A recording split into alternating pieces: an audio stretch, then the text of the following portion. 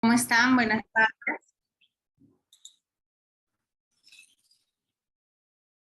Agradezco al Centro de Formación y Capacitación. Estamos iniciando este evento respecto a violencia. Entiendo que vamos a iniciar con aspectos generales, marcos normativos. Es importante recordar ello para centrarnos más o menos cómo estamos a nivel internacional, cómo va la legislación nacional también en ese marco. Se han dado incluso algunos cuestionamientos respecto a la aprobación del texto único ordenado de la ley 30.13.4. Y sobre todo contarles ahora también a partir de mi experiencia en los juegos de familia, en los juegos de violencia. Anteriormente he estado en juegos de familia, en juegos civiles, pero ahora me estoy desempeñando como juez supernumerario en juzgados específicos de violencia. Y aquí se han generado algunas situaciones que quiero conversar con ustedes porque considero que podemos mejorar de alguna manera este trabajo conjunto entre las instituciones que hacen trabajos o elevan esfuerzos conjuntos para que funcione este texto único ordenado. La intención es que funcione, que tenga una real eficiencia y definitivamente el tema de la pandemia ha hecho que esto se retrase un poco, o que incluso existan algunas falencias, sobre todo porque el país tiene algunos matices importantes que deben ser abordados de manera integral, como por ejemplo la falta de recursos tecnológicos, la falta de capacitación de autores en el tema de operadores que están realmente relacionados con el tema de la aplicación de esta ley 30.13.4. ¿Quiénes son nuestros principales autores? Hoy día lo vamos a conversar, hoy día lo vamos a ver también en la exposición, y quisiera, como este es la primera etapa de este diplomado de violencia, igual compartir con ustedes algunas conclusiones de este acuerdo plenario jurisdiccional que se ha realizado el año pasado en diciembre. Es el último que se ha dado porque se han venido dando algunos plenos regionales, pero este es el de mejor, bueno, en todo caso puede ser el de mejor, pero que tiene mayor implicancia o mayor incidencia porque tiene una participación nacional de jueces de violencia específicamente, y que se han tratado algunos temas que están quedando tal vez en el aire. Vamos a revisar también la ley 30.13.4, ese ámbito de protección, quiénes pueden ser sujetos activos, quiénes pueden ser sujetos pasivos, qué es lo que busca proteger en realidad este texto único ordenado. Y vamos a ver también situaciones en las que, por ejemplo, se puede dar un caso, y hay muchas dudas, me dicen, doctora, por ejemplo, puede ser cometido, por ejemplo, puede ser el sujeto activo una mujer y el sujeto pasivo también una mujer, puede ser el sujeto pasivo un niño y el sujeto pasivo un integrante que no sea, una persona que no sea integrante del grupo familiar. ¿Qué es lo que está pasando según esta delimitación específica, literal, que nos hace el artículo, ya en la modificatoria, el artículo 7, en la ley anterior, artículo 5, respecto a los objetos de protección de este texto único ordenado? Bien, vamos también a dar un espacio para contestar algunas preguntas. Es importante ir viendo y monitoreando cómo vamos respecto a los problemas que han tenido ustedes, sobre todo en el ámbito de aplicación.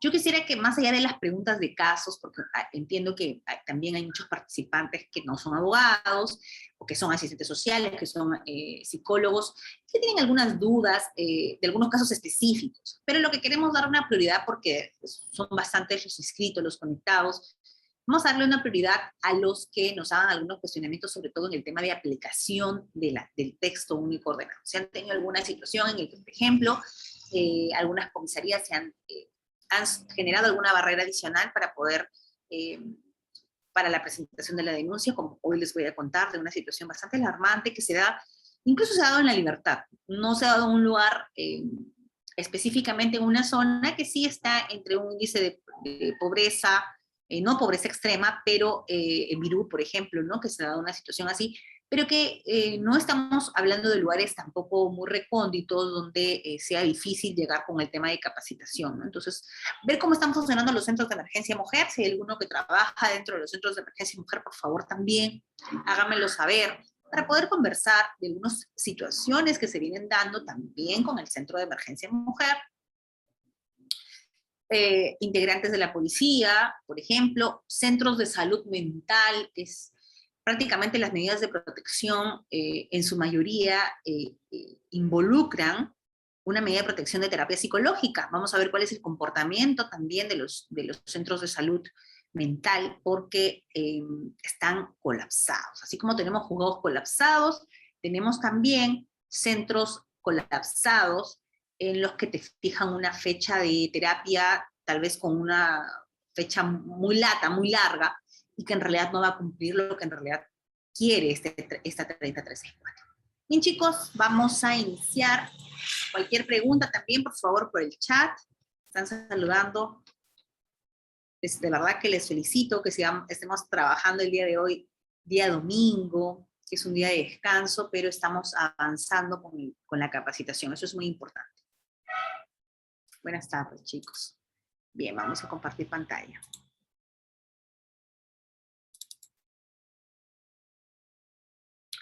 Miren, les hablaba de un marco internacional y un marco nacional. Efectivamente, es importante resaltar cuál es ese marco internacional y marco nacional dentro de un marco legal que puede ser conocido también como un marco normativo. Es lo que le da solidez e institucionalidad de alguna manera a cualquier política pública vigente. ¿Por qué hablo de política pública? Porque es a partir de la cual surge ese marco normativo.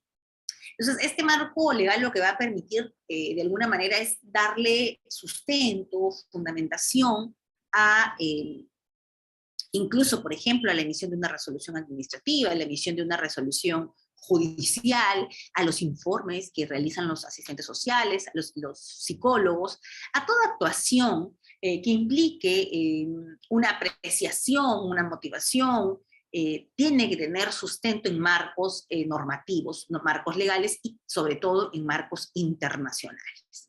Bien, y para eso, pues uno de los principales e importantes documentos viene a ser la Convención sobre la Eliminación de toda forma de discriminación contra la mujer, mejor conocida como la CEDAW, que es el marco legal mínimo que tiene que estar presente. Es algo que ustedes me imagino que los que sobre todo estamos en el ámbito de familia y en el ámbito de violencia, es bastante utilizado este CEDAW, ¿no? En este CEDAW, en esta la CEDAW, justamente son todos los países de América Latina y el Caribe que han firmado y que establecen como un primer punto de partida respecto a esta eliminación de la violencia dirigida hacia las mujeres. Se aprobó en el año 79, aunque casi finales del año 81 es que inicia o entra en vigor. Está considerado la CEDAW como uno de los documentos más importantes de la historia sobre la lucha sobre toda forma de discriminación dirigida específicamente a este grupo vulnerable que son las mujeres. Entonces, ¿qué obligación es la que asumen los estados respecto a la CEDAW y a partir de su ratificación, sobre todo? Van a asumir una obligación legal de erradicar toda forma de discriminación, efectivamente, pero lo importante aquí es que nos señala en los ámbitos de la vida. Y también nos protege a la mujer dentro de todo su desarrollo o su ciclo de vida. Es decir, la CEDAW nos dice, vas a garantizar esta eliminación de la violencia a la mujer desde su nacimiento y en todo su ciclo de vida. ¿Y en qué ámbitos? En el ámbito privado y en el ámbito público. ¿Ok? Porque recordemos que ya hace mucho tiempo el tema de la violencia intrafamiliar, que era lo más común, era limitado solamente al tema del ámbito privado, ¿no? Decía, ese es un ámbito privado, si esa violencia que se da es en el ámbito privado, el Estado no aviso puede. De Google Chrome, personal. A ver, un momentito para cerrar aquí. Siri, activar, no molestar.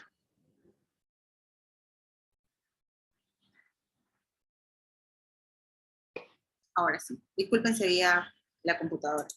Bien, entonces como les había mencionado, la CEDAW es uno de los documentos más importantes dentro de esta línea, ¿no?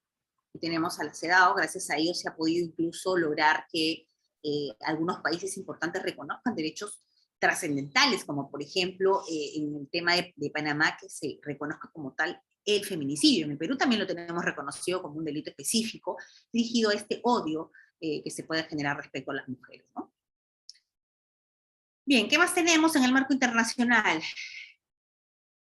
Tenemos la Declaración y Plataforma de Acción de Beijing, que es también uno de los principales documentos específicamente centrados, esta plataforma de acción de Beijing, está referida a una política mundial sobre la igualdad de género y el empoderamiento de niñas y mujeres. Esta surge en el año 95 y también, miren, ha sido firmada por todos los miembros de las Naciones Unidas.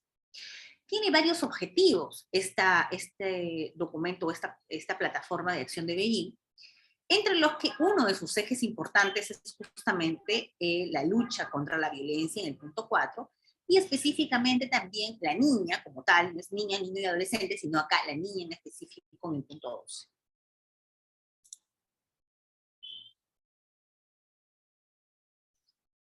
Y aquí llegamos a la Convención Belén do Pará. También imagino que muchos de nosotros ya tenemos familiaridad con la Convención Belén do Pará.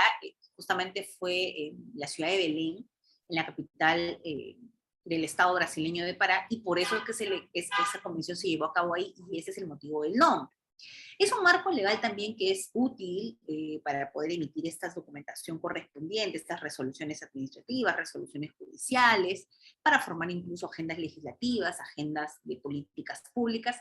Es un documento que tiene que tener una prioridad y tiene que estar enlazado entre sus fines y sus objetivos. Pero, por ejemplo, hay países que no han suscrito la Convención de Belén do Pará, y, por ejemplo, Cuba no ha suscrito la Convención, ni, por ejemplo, Canadá, ni los Estados Unidos lo han hecho. Entonces, sí partimos porque hay algunos países que no están interesados en darle esa fuerza con respecto a la suscripción de esta convención, ¿no? Que debería ser importante que todos los estados suscriban la Convención Belén do Pará, que es un instrumento, sobre todo en la región latinoamericana, respecto a la protección de derechos humanos, pero una protección de derechos humanos específica, dedicada y que aborda el tema de violencia dirigida hacia las mujeres. Entonces, la Convención Belén do Pará en el 95. Estamos viendo más o menos en una línea de tiempo. Perfecto. Miren, también tenemos los principios de Yakarta, de la población LGTBIQ, que aquí, bueno, lo he insertado porque no olvidemos que nosotros somos parte de una política nacional de género. No solamente de una política nacional respecto a la violencia contra la mujer e integrantes del grupo familiar, como política, no como texto único ordenado, sino como política. Entonces, los principios de Yakarta nos sirven porque justamente aquí se utiliza este principio como parte también de nuestra acción, también garantiza un grupo vulnerable importante para que se le dé esta especial protección. Otro, dentro del marco internacional importante que debemos mencionar, es la Agenda de Desarrollo Sostenible al 2030. Una agenda que incluso ahora se sostiene que tiene que ser reformulada en razón de la pandemia, en razón del COVID-19, porque los objetivos que fueron planteados ahí, que son aproximadamente 17 objetivos estratégicos, estos objetivos deben ser reformulados en la forma de cómo vamos a lograr una real eficiencia de estos objetivos, ¿ok? Bien, eso dentro del marco internacional. Ahora voy a dejar de compartir para ya centrarnos en el marco nacional.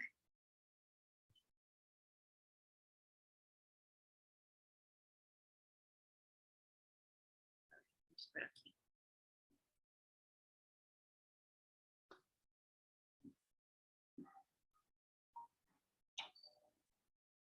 Ya está. Y bien, a ver, dentro de este escenario internacional, sobre todo con documentos tan importantes como la Convención Belén do Pará, la CEDAW, el Perú en esa línea, miren, recién casi en el año 2019 al año 2015, implementa un plan nacional contra la violencia dirigida hacia las mujeres. Pero esto tiene una razón de ser, que era coyunturalmente, se le estaban dando situaciones de extrema violencia referida, o se habían incrementado de una manera alarmante los índices de violencia, sobre todo violencia intrafamiliar. Y por eso es que se lanza este plan nacional. Ahora, como producto final de este plan nacional, justo se emite la ley 30364, ley para prevenir, sancionar, erradicar la violencia contra las mujeres y los integrantes del grupo familiar. Posterior a ello, a partir del año 2016, un periodo de 5 años más o menos, tenemos el Plan Nacional contra la Violencia de Género.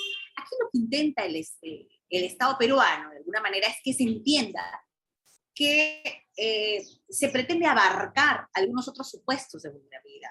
No solamente centrarnos en el tema mujer, sino también abarcar el tema género. Y aquí podemos incluir, por ejemplo, situaciones como discriminación que se puede dar por raza, por clase, por edad, por pertenencia étnica, o algunos otros supuestos que puedan llevarnos a establecer algún tipo de discriminación.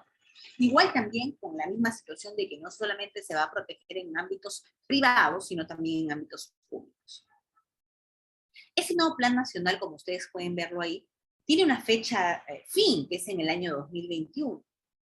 Y bueno, ustedes dirán, claro, doctora, estamos en el 2022, perfecto, pero todavía no tenemos un plan nacional que reestructure a 5 años más este plan.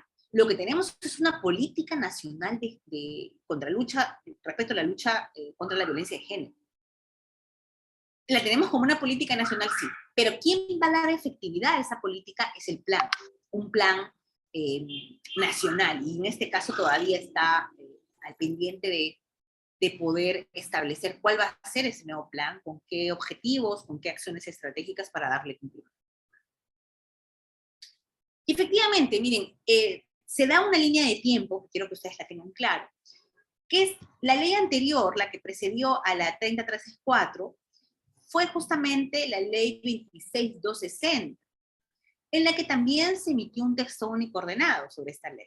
Luego se da la ley 30364, ley sin modificación alguna, la ley en puridad, la que era parte de ese plan nacional inicial,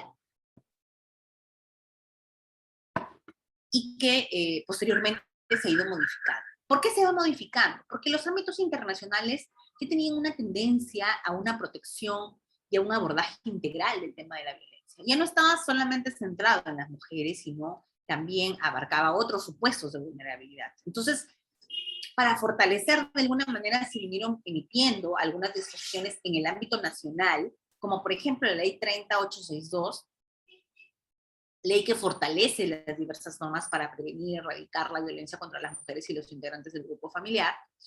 El decreto legislativo 1323 también, que fortalece la lucha contra el feminicidio, y aquí hubo una modificación incluso a nivel de Código Penal, y que enfatiza en la lucha contra el feminicidio, la violencia familiar y la violencia de género. Eso en el año 2016. Luego, el decreto legislativo 1386, es que modificó la 30364.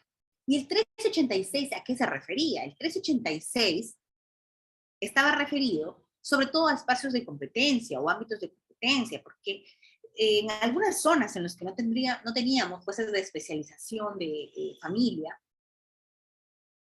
no existía un abasto para poder ver los temas de violencia. En cambio, ahora lo que se hace es adicionar y que, por ejemplo, juzgados de paz puedan ver casos de violencia.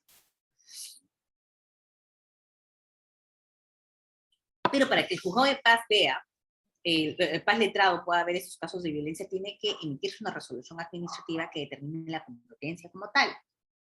Esa resolución administrativa la emite el Poder Judicial a través de su Consejo Ejecutivo del Poder Judicial, y bueno, ahí determinan por zonas y por departamentos quienes van a poder tener esta amplitud en la competencia. Y finalmente se emite el texto único ordenado. Miren, el texto único ordenado como tal es permitido por la misma ley 27444, que es la Ley de Procedimiento Administrativo General. En su sexta disposición final en su sexta disposición complementaria final, nos menciona la posibilidad de que cuando ya una ley ha sido modificada muchas veces y generado de alguna manera un desorden normativo, se puede emitir un texto único ordenado, que va a ser la compilación de estas normas.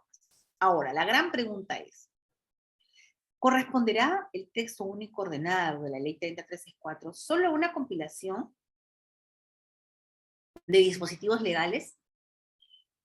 ¿O en realidad es una compilación aunado a una nueva estructura de lo que se pretendía proteger? En este caso, por ejemplo, un abordaje integral con enfoques propios, con principios propios. Entonces, yo particularmente considero que no es una simple compilación. Tenemos un texto único ordenado que a su sola lectura nos muestra o nos visibiliza la intención de un abordaje totalmente integral respecto a las víctimas de violencia.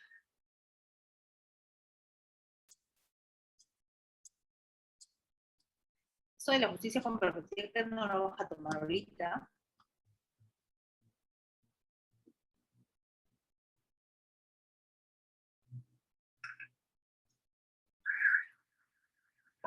Y bien, miren, justamente este texto único ordenado nos plantea, como les había dicho, algunos principios importantes, como por ejemplo el principio de la igualdad, el principio de la no discriminación, el principio de la intervención inmediata y oportuna, el principio de la debida diligencia estatal, el principio del interés superior del niño como un metaprincipio, el principio de sencillez y oralidad, el principio de razonabilidad y proporcionalidad. Ahora les comento lo siguiente.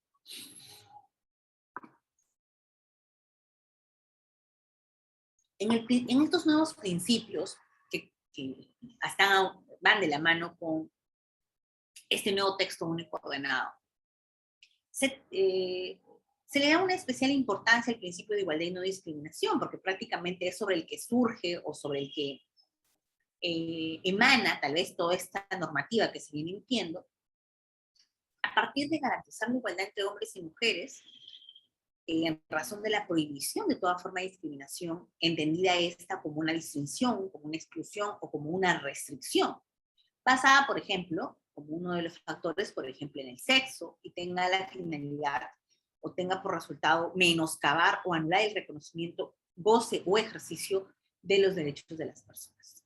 Entonces, aquí queda claro que entre mucho más supuestos, no solamente el tema del sexo, podría ser raza, podría ser condición etaria, podría ser condición de migrante, por ejemplo, un migrante irregular, pueda ser discriminado y también esté dentro de este ámbito de protección. También tenemos el principio de la debida diligencia. Miren, hemos tenido la oportunidad justamente con uno de los ponentes de este curso que estamos iniciando hoy, que es el doctor Manuel Bermúdez Tapia, hemos podido lograr entregar algunos trabajos, algunos artículos que hemos escrito en Gaceta Civil, en Gaceta Constitucional, en Gaceta de Familia, sobre justamente el principio de debida diligencia estatal. Y miren, ayer o anteayer en una conferencia en México, en la Universidad de Chiapas, me preguntaron, ¿no? ¿Cuál era la diferencia entre el principio de interés superior del niño y el principio de debida diligencia estatal? Y yo considero que en realidad la real diferencia que puede notarse entre el principio de interés superior del niño, como un metaprincipio, un principio que puede ser base de elaboración de nuevos marcos normativos, así como base para la fundamentación de una resolución. Dentro del interés superior del niño estamos utilizando este principio para que sobre esto se pueda fundamentar una decisión por parte del juzgado.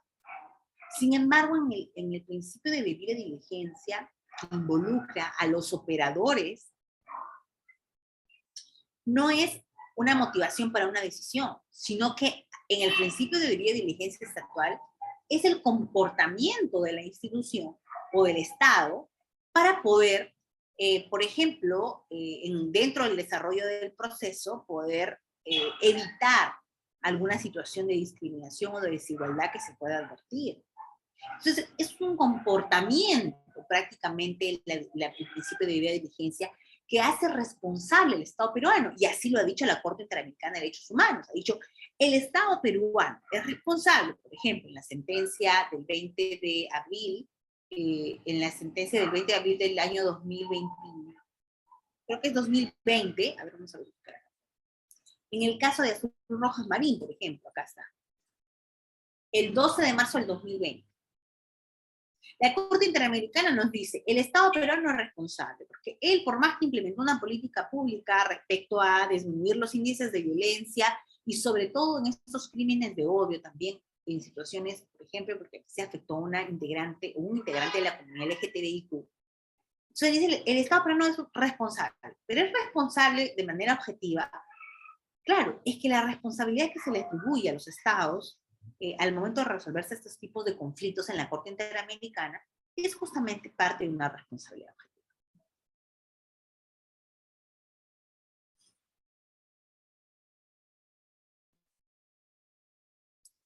A ver, un poquito.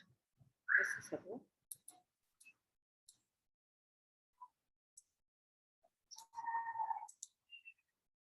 Bien.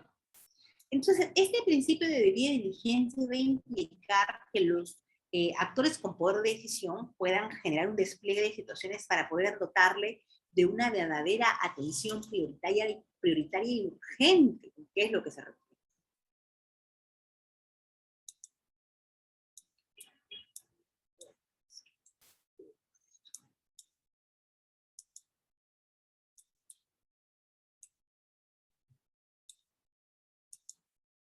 Ya está.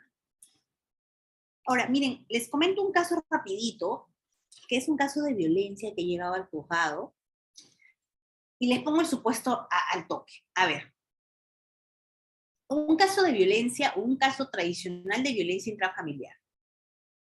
Una mujer de 27 años va a la comisaría de este centro poblado, y en la comisaría señala que ella es víctima de violencia, con 27 años, de parte de su conviviente.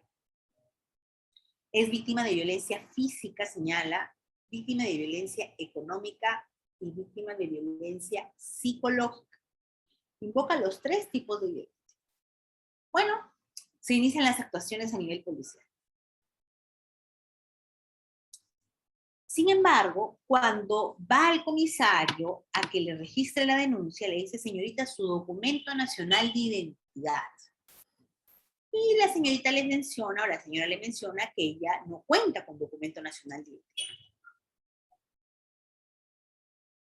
Y el comisario le dice, bueno, tiene que ir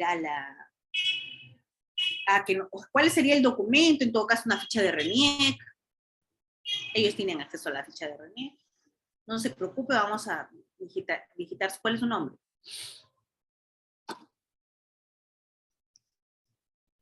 ¿Y saben cuál es el problema?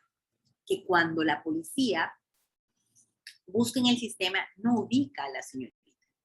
Le dice, pero ¿por qué ese nombre no existe acá, en el registro? Le dice, porque en realidad yo no tengo documento nacional de identidad. Le dice, pero explíquenos a qué se refiere con que no tiene, se le ha extraviado, qué es lo que ha sucedido, porque usted tiene 27 años. Y le dice, lo que pasa es que yo cuando tuve 17 años y empecé a hacer los trámites para mi DNI, al momento de cumplir la mayoría de edad, me anularon una partida de nacimiento y no puedo concretar la emisión para mi DNI, porque RENIEC sacó una resolución diciendo de que al haberse anulado la segunda partida, esto en el año 2015, tendría que llevarlo a judicializado para que a partir de un proceso judicial se pueda determinar cuál sería el verdadero nombre de la señorita y quién es el verdadero padre, y adicional a ello se le puede emitir su documento nacional de identidad en ejecución de cumplimiento de sentencia. Entonces, ella contó esta historia. Sin embargo, el policía le dijo, bueno, entonces ve a la municipalidad y tráeme tu partida de nacimiento vigente. Aquí se dio una de las primeras barreras burocráticas, porque no se necesita tener constancia o copia de DNI para poder centrar una denuncia, dada justamente la flexibilidad que se da en casos de violencia. Bien, esto luego lo ponen en conocimiento del órgano jurisdiccional. Y cuando el órgano jurisdiccional empieza a revisar los actuados, identifica pues que ha habido una situación de que prácticamente le han señalado que no podía asentar la denuncia porque no tenía DNI y que más bien retira una copia de su partida de nacimiento. Cuando eso se puso en conocimiento del juzgado, el juzgado quiso tener un mayor contacto con la víctima para que nos señale exactamente qué es lo que había sucedido. Y a partir de, este juzgado tomó como decisión tener una conversación a través de un equipo celular para poder recabar la información correspondiente y darle sustento a las medidas de protección que se van a emitir en el caso en concreto. Cuando narra los hechos, entre otras cosas, nos dice, doctora, lo que pasa es que yo he sido invisible para el Estado peruano porque no he podido hacer goce y disfrute de mis derechos porque no tengo documento nacional de identidad.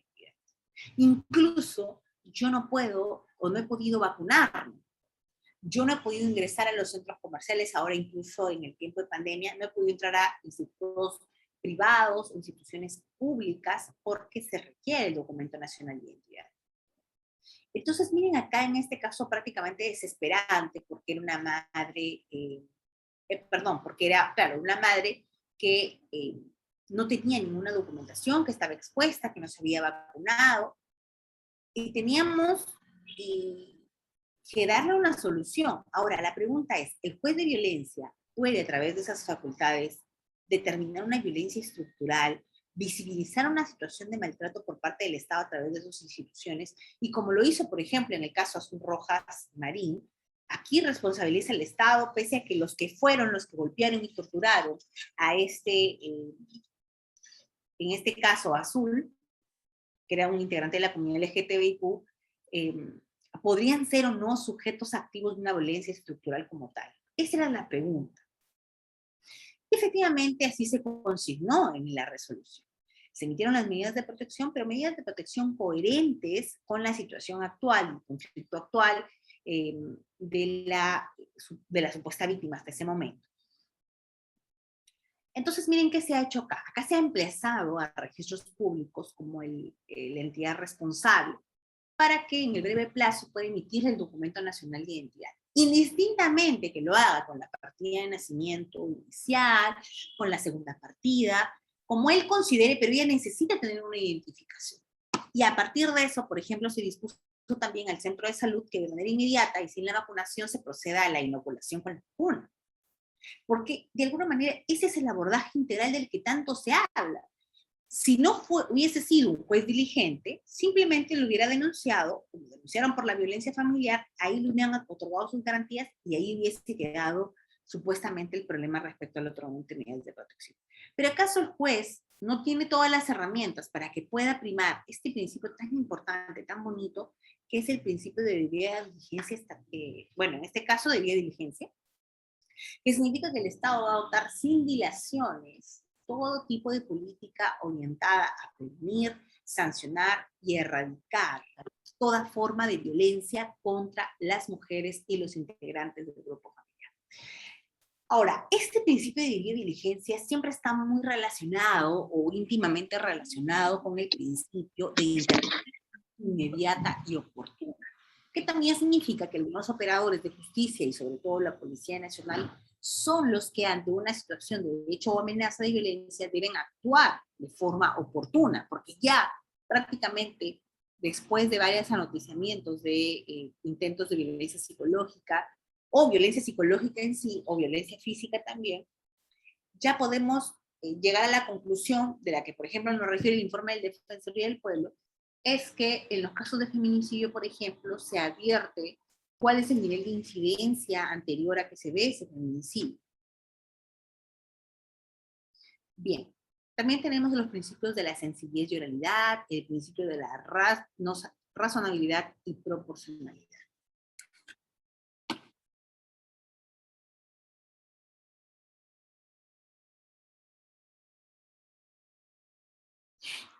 Y bien, hay una resolución judicial de la Corte de la Libertad en la que nos habla justamente este problema de la violación de los derechos humanos y la necesidad de que el juez aborde este problema de manera integral y con enfoques.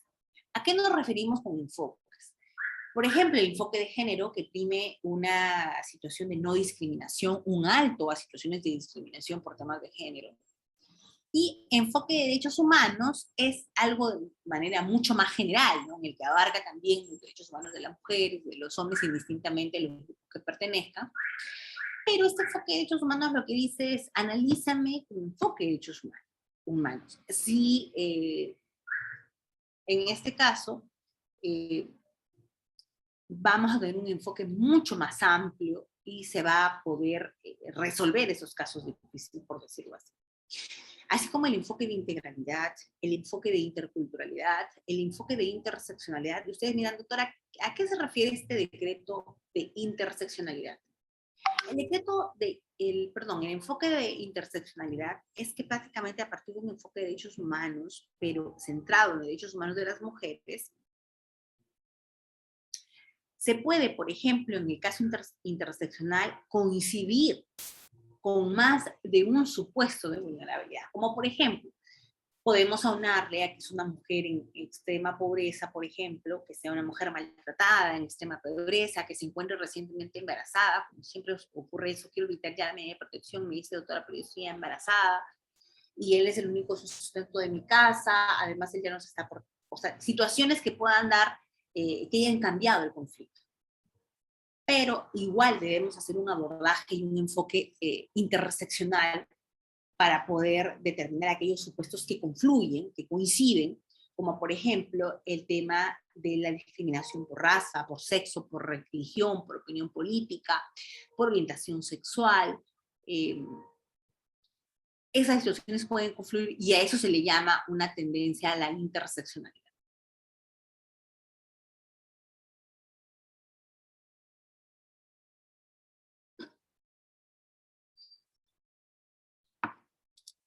Y bien, tenemos acá dos ámbitos importantes que tenemos que aprender a diferenciar dentro del texto único ordenado. Tenemos un ámbito de protección y tenemos un ámbito de sanción. ¿Qué es lo que le corresponde a los juegos de familia? Perdón, a los juegos de violencia, que son de la subespecialidad de familia.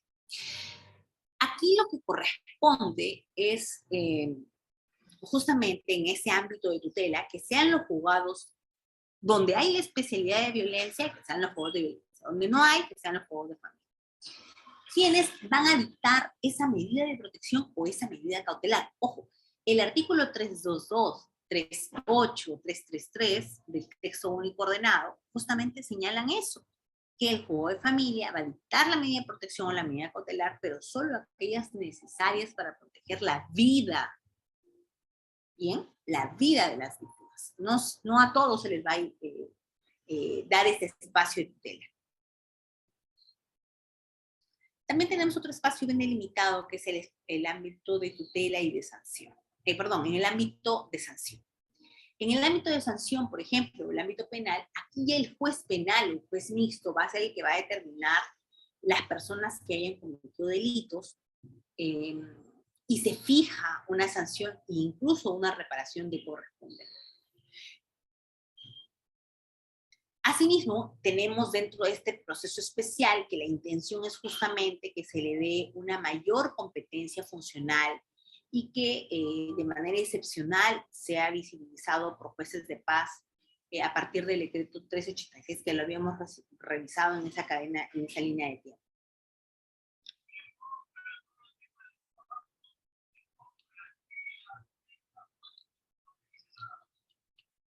Bien, ahora voy a dejarlo compartir acá.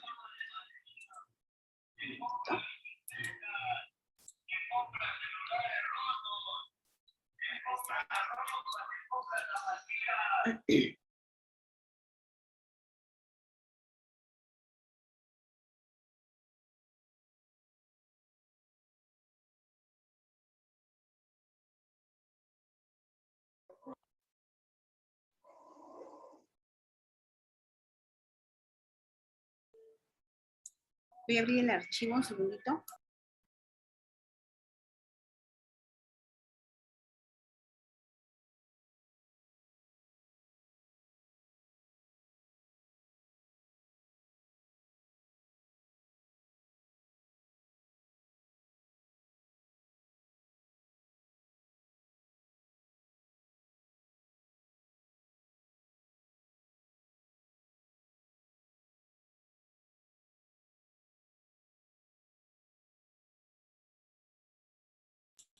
Listo. Ahora sí.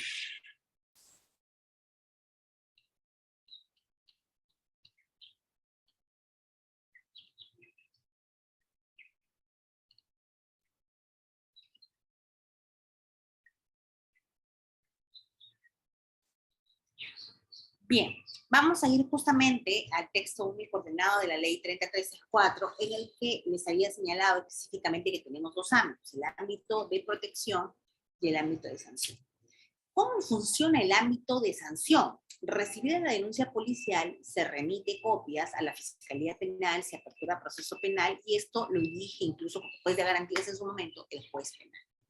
Pero también tenemos un ámbito de familia, un ámbito de protección que ya les había mencionado, en el que se determina que el juzgado de familia, ahí mismo quien había recibido esa documentación, le envía a su mismo tiempo a la Fiscalía y el proceso penal, así como al juzgado de familia, especialidad, en este caso de violencia contra la mujer, en los casos que no tengamos la subespecialidad, lo verá siempre el de familia, en el que sí va a poder dictar, miren, medidas cautelares y medidas de protección. Va a poder emitir estas medidas de protección, este juzgado de familia. Y una de las preguntas que más me hacen, me dicen, doctora, ¿y qué pasa, por ejemplo, si cuando se emitió una medida de protección, en un determinado momento, el conflicto ya es diferente? Es decir, la señora ya renuncia, lo ha perdonado, por decir menos, y se ha dado cuenta que está embarazada. Entonces, no quiere que se le disponga, por ejemplo, el retiro del hogar. Y que, miren, la medida de protección, una de las más extremas, es justamente el retiro del hogar. Yo he visto, tal vez, que hay mucha tendencia ahora a dar todo lo que pide el Centro de Emergencia Mujer. Si el Centro de Emergencia Mujer solicita, por ejemplo, el retiro y el alejamiento, entonces el órgano jurisdiccional le da el retiro. No hay mayor motivación al respecto, porque, ojo, se dice que solamente con en este caso, con los hechos narrados, con la exposición oral de los hechos, se le puede dar certeza o indicios razonables en ese caso en específico, ¿no? Y una de las preguntas que más se hacen es, doctora, ¿y la vigencia mientras permanezca el riesgo? En este caso, debo señalar que la vigencia de estas medidas de protección no van a finalizar por el tema de que en el proceso penal, por ejemplo, ya terminó y se ha dispuesto la conclusión, por decirlo así. Sin embargo, esta medida de protección va a seguir permaneciendo, va a tener total vigencia mientras permanezca el riesgo vigente. Entonces, no es que inmediatamente en el ámbito de penal, por ejemplo, absuelven y inmediatamente en el caso de esta víctima de violencia se le avisa para ello, sino que aquí lo que tiene que hacerse es que si la coyuntura ha cambiado, incluso se puede, si así se permite, hacer incluso hasta una audiencia para verificar si es que ese riesgo ha desaparecido. Ahora, vamos a conversar también acerca del tema de las audiencias, porque el decreto legislativo 1470 nos establece cómo, si debe suspenderse o no la audiencia, si es que debe, en algún caso, por ejemplo, ya el contexto que narran, por ejemplo, a partir de una audiencia, pueden señalar de que viven ahora ya juntos, por decir, ya si en algún momento se les dio la medida de alejamiento, pero ahora han retomado la relación, o como en el caso que les comenté, por ejemplo, la persona ya estaba nuevamente esperando otro hijo, pero eso tienen que darle de conocimiento al juzgado. Y señalar que no se pueden echar para atrás ya con la denuncia, pero sin embargo se puede cambiar o se puede sustituir o ampliar las medidas de protección bajo los nuevos contextos. Y en este caso se podrían sustituir algunas o también dejarlas sin efecto. Pero esto ya va a depender mucho del criterio del juzgador, pero no va a ser de manera inmediata, no va a ser o sea, no es que en el proceso penal acaba y inmediatamente esa medida de protección va a quedar sin efecto. Así no funciona. Miren, algo que también es importante es que mucho se ha cuestionado el tema del decreto legislativo 1470. Este decreto 1470, recordemos que se da a partir de la emergencia sanitaria y establece algunas medidas para garantizar la atención y protección de las víctimas de violencia contra las mujeres y los integrantes del grupo familiar. Este decreto 1470 es excepcional, promueve el mínimo formalismo y sobre todo se da durante este proceso de COVID, durante este proceso de emergencia sanitaria. Ahora, este 1470 que da una excepcionalidad, que le da una prioridad al tema del uso de recursos tecnológicos, que señala que se pueden utilizar canales virtuales para notificar, para comunicarse en los temas de violencia, o sea, una flexibilidad infinita sobre ella. hay un mínimo formalismo en este mismo decreto 1470. Esto, como les digo, es en el plano de los marcos normativos. Ahora, ¿cómo realmente funciona el corazón de esto y qué efectos se está teniendo sobre todo a nivel de ministerios o presencia de los ministerios? En el tema del mínimo formalismo dice, bueno, si no tienes audiencia, pero cuentas con un relato cierto, detallado, coherente, entonces tienes que darle, no vas a esperar la audiencia. Con la información incluso que tengas disponible, no siendo necesario contar, por ejemplo, en algunos casos no ha sido necesario invitar, por ejemplo, en el tema de contar con una ficha de valoración de riesgo, con un informe psicológico o algún otro documento. Entonces, con el 1470 lo que nos está diciendo es interpon a tiempo esta medida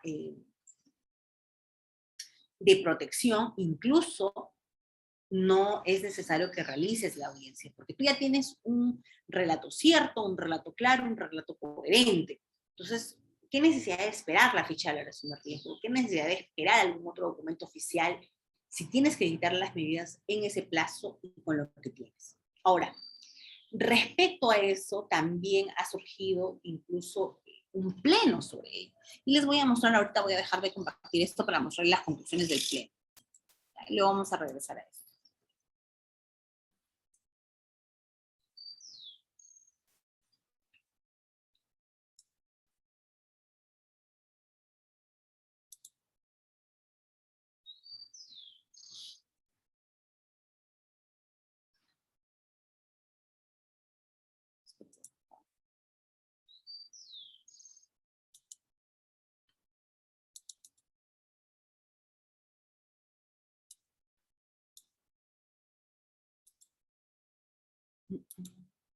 No se ve. Y miren, sobre justamente el 1470, ¿está compartiendo? Creo que no. A ver, y ahora sí. Justamente sobre el 1470 es que se llega a dar este pleno nacional para ver cuál es la delimitación, cuál es ese espacio.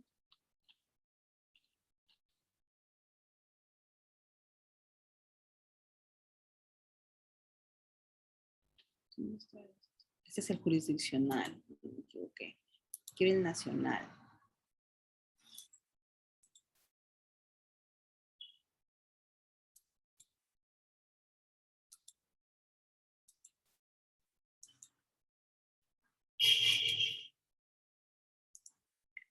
Este es. Ya, ahora sí. Ahí sí lo pueden ver, ¿no? Ya. Bien. Dentro de este pleno jurisdiccional en el que asistieron los jueces civiles y de familia, este es el de ICA. Sería el, a ver,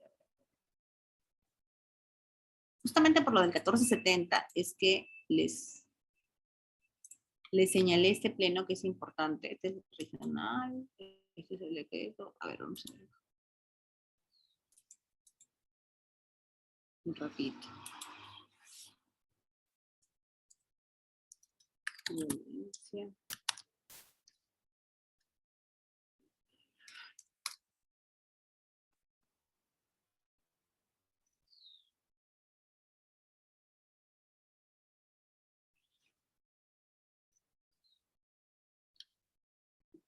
Este es el nacional.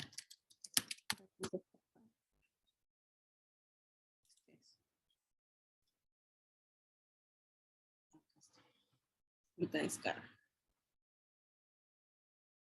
Lo que pasa es que el 1470 nos decía, bueno, pueden ustedes prescindir de la audiencia, contar que le den efectividad y le den una atención prioritaria y urgente a la víctima de violencia. Pero algunos jueces empezaron a preguntar, entonces, por ejemplo, ¿qué pasa cuando los que tenemos en la denuncia no resulta suficiente? ¿Podemos solicitar una audiencia? ¿Nos permite solicitar una audiencia? Ahora sí.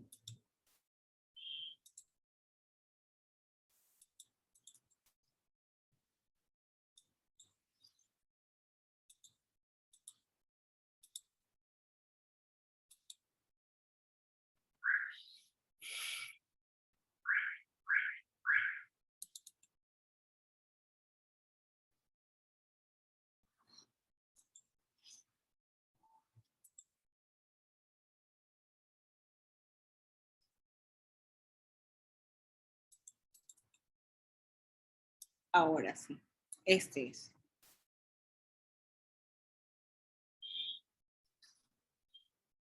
Seis en punto. Vamos a ir a la pregunta justamente del 1470, ¿ya? Creo que es la segunda.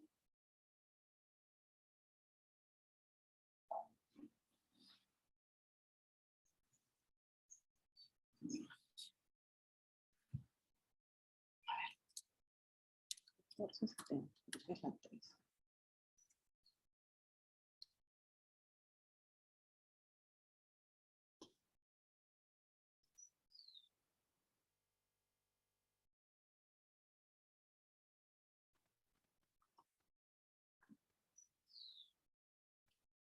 Aquí está. Miren, como tema del pleno, justamente,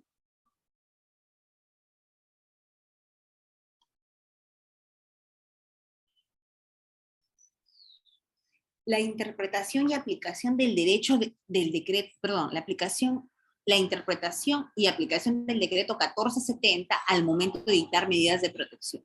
Lo que se preguntaron los jueces el año pasado, en diciembre, fue, ¿debe el juez de familia, en el marco del 1470, disponer de una audiencia virtual de ser necesario y recabar más medios probatorios en el caso de duda del hecho generador de violencia? O sea, ¿qué pasaba cuando se ponía en conocimiento una denuncia y la mayoría de jueces de violencia estaban otorgando medidas de protección solo con el dicho?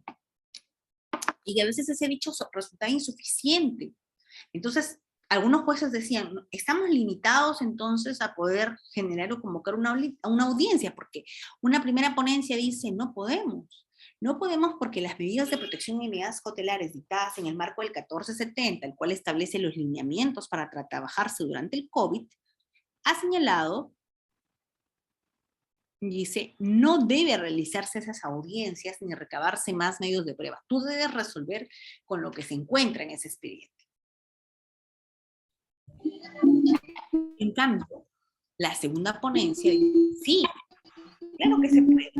Puedes convocar una audiencia en el marco de este 1470. Esta norma que establece los marcos de trabajo para el tiempo del COVID. Dice que sí se puede porque debe ser interpretada en razón del artículo 4 de este mismo decreto legislativo y que esta interpretación tiene que ser de manera sistemática, con los principios rectores y enfoques que describe la 33.4. Por lo tanto, de manera excepcional y en caso de duda sobre la verosimilitud del hecho de violencia, debe recabarse otros medios probatorios. De ser necesarios, incluso puede convocarse a una audiencia virtual con la agraviada que en el marco de la inmediatez digital pueda recabar más elementos que permitan determinar la verosimilitud del hecho y dictar o no las medidas de protección. Ahora ustedes dirán, doctora, entonces, ¿se puede o no se puede dictar o llevar a cabo una audiencia en un proceso de violencia ahora por el tiempo del COVID? Y ustedes, sobre todo, que ya litigan hace un tiempo en temas de violencia, dirán, doctora, pero miren, desde que empezó la pandemia no me han convocado a ninguna audiencia. Entonces, ¿qué pasa? Pasa que los jueces están siendo un poco renuentes a aplicar o analizar un abordaje integral. Y lo que hacen es, me amparo en el 1470. Si el 1470 dice que no va a haber, o que no se va a necesitar, en este caso, por ejemplo, dice, no se va a necesitar llevar a cabo la audiencia, entonces que no se lleve. En otro supuesto dice que sí hay que llevar porque la documentación que tenemos a la mano no va a significar una justificación para poder continuar con este proceso. Entonces dice, vamos a plantear la audiencia. Y hay una postura, que es la postura 2, la segunda postura justamente que es la mayoritaria respecto a eso. Ahora vamos a ver cómo votaron.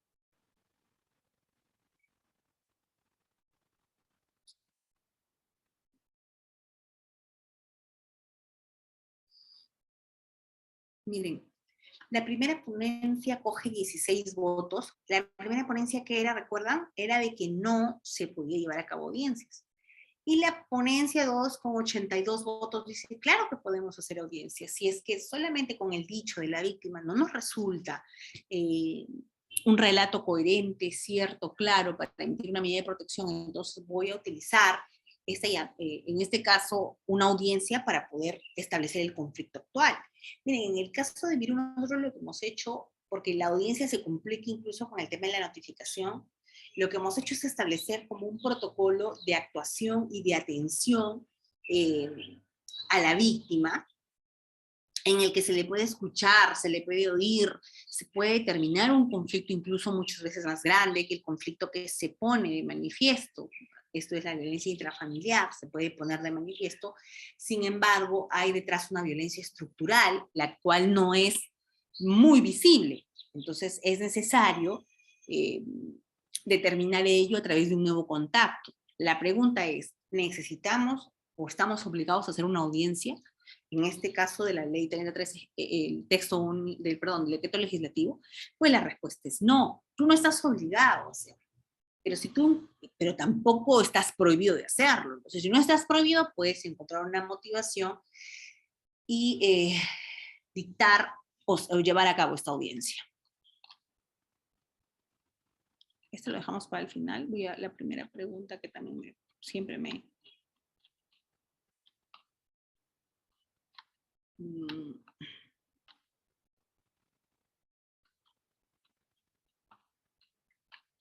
Esto es el pleno, se lo voy a dejar. Aquí en esta primera pregunta, por ejemplo, sí han actuado con unanimidad. Eso es saludable. Mire. Acuerdos plenarios del Perú, acuerdos plenarios del Pleno Jurisdiccional sobre violencia. Pero el tema 1 está referido a la acumulación de denuncias en el marco de procesos de violencia contra las mujeres.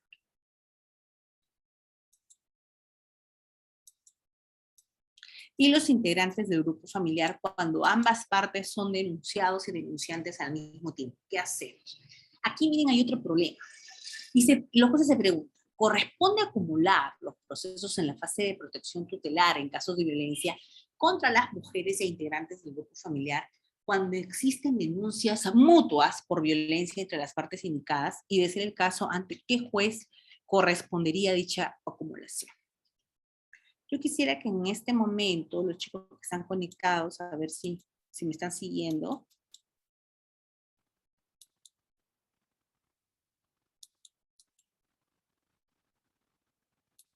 A ver, acá sí no sale.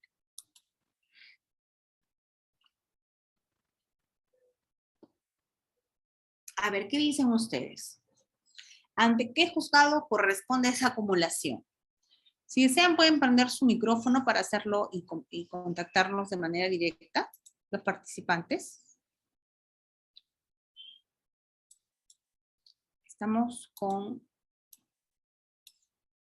el tema del Pleno Nacional. Por ejemplo, ¿qué dicen ustedes? A ver, prendan sus audios para conversar sobre esto. ¿Corresponderá o no la acumulación de procesos en la fase de protección tutelar en los casos de violencia contra las mujeres cuando existen denuncias mutuas por violencia entre las partes? María Fanny Ortiz, ante el juzgado primigenio que tomó conocimiento de los hechos denunciados. A ver, explícanos, María Fanny Ortiz, por favor, si prendes tu audio, para ti como corresponde acá, incluso por unanimidad también en lo que dijeron, pero a ver, explícanos cuál sería el motivo. A ver, ¿por qué lo debería conocer? Porque obvio, no son las mismas reglas civiles, no son ni las reglas civiles ni las reglas de acumulación.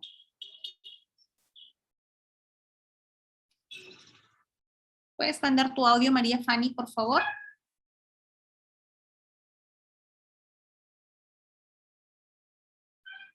¿No se puede? A ver, Safocat, por favor, para conversar con María Fanny Ortiz Bosa. Préndele su micrófono.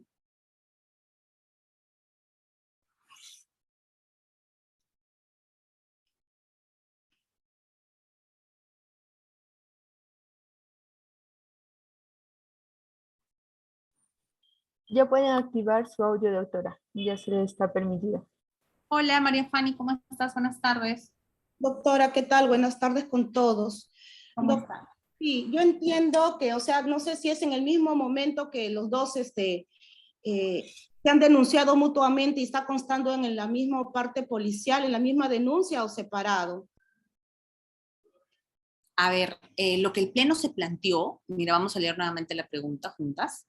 Dice, ¿corresponde la acumulación de procesos en la fase de protección tutelar en casos de violencia contra las mujeres integrantes del grupo familiar cuando existen denuncias mutuas por violencia entre las partes implicadas?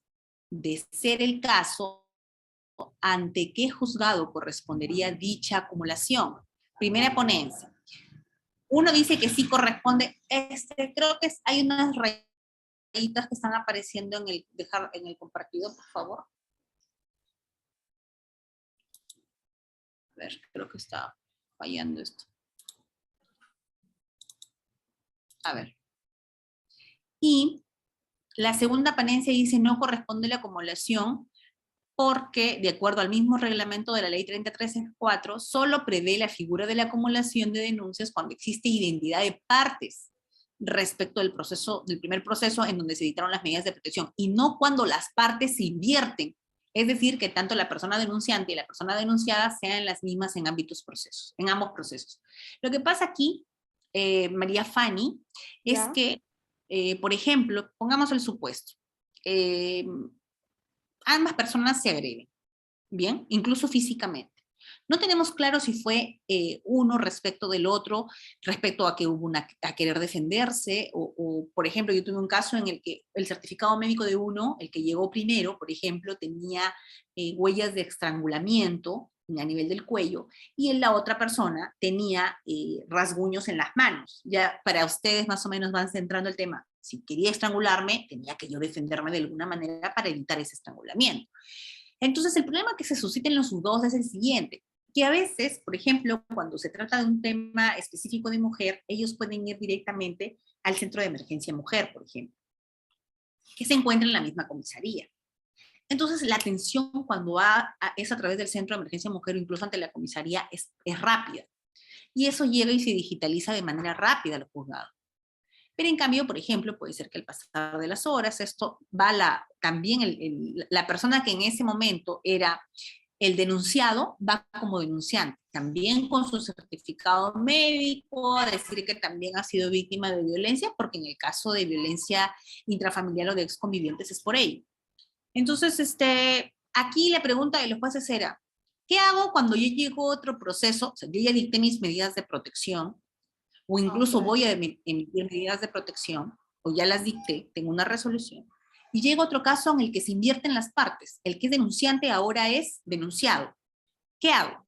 Doctora, ¿puede verlo el mismo órgano jurisdiccional o puede verlo otro órgano jurisdiccional? Porque tú sabes que en los turnos de violencia son turnos por días. Entonces, puede llegar a otro juez. Claro, ya lo entendí. Sí, ya lo entendí. No, lo que pasa es que serían hechos diferentes, pues es otra denuncia. No son hechos diferentes, son los mismos hechos, pero es la inversión de los roles. Ya, por los mismos hechos. Lo que pasa es que yo un tiempo he trabajado en un CEN, en comisaría, entonces he visto de que, o sea, cuando ha habido agresiones mutuas, el juzgado especializado en violencia ha otorgado medidas de protección a ambas partes. Pero en denuncias diferentes, en resoluciones diferentes o en la misma resolución. En la misma resolución, a los dos, como para decir para que cese la violencia, ¿no? Por ejemplo, impedimento de acercamiento, prohibición de comunicación, a los dos. A ver, ahí sí estamos, bueno, no sé cómo habrá resolvido eso hace unos años, pero eso no es lo correcto. No sé mucho, ahora pues 1 año y medio, ¿no? Que yo he trabajado en el CEN, por eso era lo que yo, en base a esa experiencia. Porque mira, si tú revisas el artículo del texto único ordenado, y por eso es que se planteaba, el reglamento incluso dice que por temas de competencia, en el primer pleno, no en el nacional, sino en el regional, decía, como es de manera aleatoria, lo puede conocer el juez que le toca en su turno, no hay ningún problema. Y el juez nuevo puede dictar medidas de protección también. Ahora, el cuestionamiento que se hacen acá es, pero si son los mismos hechos, pero los roles son diferentes, porque según el dicho de la persona son roles diferentes, lo más coherente sería, María, de que efectivamente lo haga el juez que conoce el primer caso. ¿Por qué? Porque el primer caso, ojos, tenemos solamente 24, máximo 72 horas para emitir esas medidas de protección. ¿Qué pasa si yo emití medidas de protección creyendo en ese relato, coherente, detallado de esta persona que me señala o que llegó con los rasguños en la mano. Y luego me llega el segundo caso y le llega a otro juez, este juez tiene que remitírmelo. ¿Por qué? Porque si no vamos a empezar a emitir medidas de protección que no son coherentes. No es lo mismo que en una misma resolución yo emita medidas y diga son agresiones mutuas, porque a mí no me corresponde determinar si son agresiones mutuas o no. Yo soy un juzgado de protección. Yo no soy un juzgado penal para determinar que ha habido agresiones mutuas. Eso le corresponde al juzgado penal, determinar si es que efectivamente ese rasguñado de las manos fue producto de que quise impedir el estrangulamiento.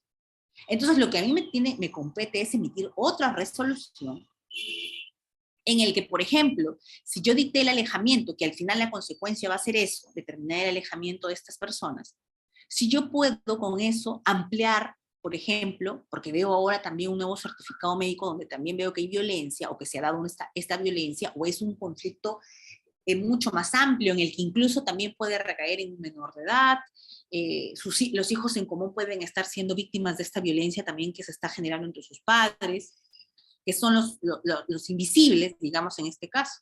Entonces, en razón de las facultades del juez de violencia, puede ampliar, puede sustituir esas medidas de protección, puede variarlas también. Entonces, lo que aquí el Pleno dice, efectivamente, emíteme una nueva resolución, tú ves si lo sustituyes, si lo cambias, pero tú que conociste el primero, abarca ahora también el segundo caso.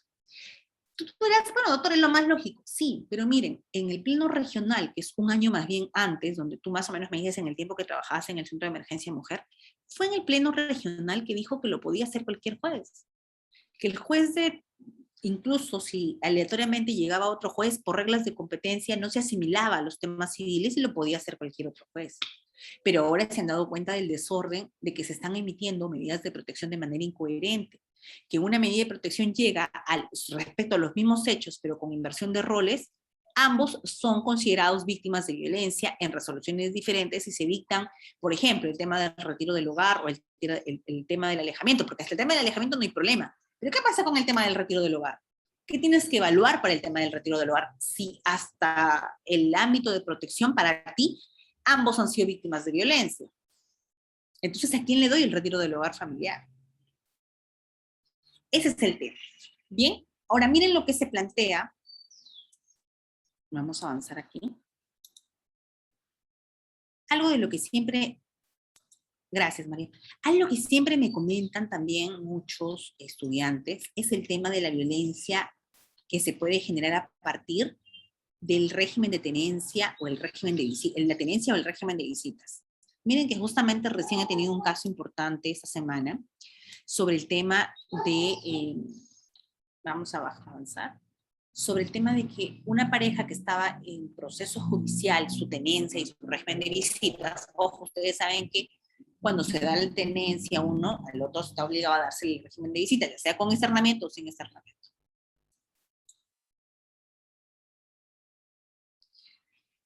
El Pleno también se pregunta y dice, ¿será procedente analizar el dictado de medidas cautelares referidos directamente a la tenencia y o régimen de visitas provisionales en contextos de violencia contra las mujeres y los integrantes del grupo familiar cuando existan decisiones judiciales emitidas en procesos concluidos sobre tenencia o régimen de visitas o incluso en trámite? A ver, yo les hago la pregunta. ¿Qué pasa si tenemos una pareja de exconvivientes, tienen una hija, y ya llevaron a juicio su proceso de tenencia? Están en juicio o incluso ya tienen una sentencia, miren ya. Tienen una sentencia y le dice que va uno respecto del otro. A uno régimen de visitas, al otro tenencia. Pero dentro del régimen de visitas, por ejemplo, empieza a incumplir el régimen de visitas. No lo deja ver. Es con externamiento, le dice que no salga. Y se empiezan a generar conflictos que para los señores es también es violencia que está recayendo en contra de sus hijos. Les pregunto, ¿podrán denunciar o será procedente señalar y analizar si es que hubo o no violencia contra la mujer y los integrantes del grupo familiar, esa violencia, y procederá que este juez de violencia incluso emite una medida cautelar que varíe lo que dice ya una sentencia en otro proceso? A ver, ¿qué dicen ustedes? Escriban el mensajito. O lo correcto sería que la persona comunique al juzgado de origen, de tenencia, y decir, señor, está incumpliendo el régimen de visitas, que veamos en tal cosa y no lo está cumpliendo. ¿O puede el juez de violencia influir en la decisión de otro juez de su mismo rango en el que ya emitió una sentencia? ¿Puedo variarlo? ¿Qué dicen ustedes? A ver, escríbanme ahí en el interno.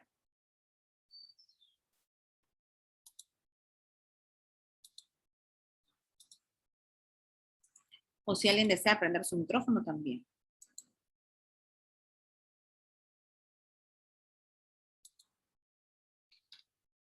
A ver, chicos, somos 71 conectados. Vamos a... ahí está. Alzó la mano Daisy.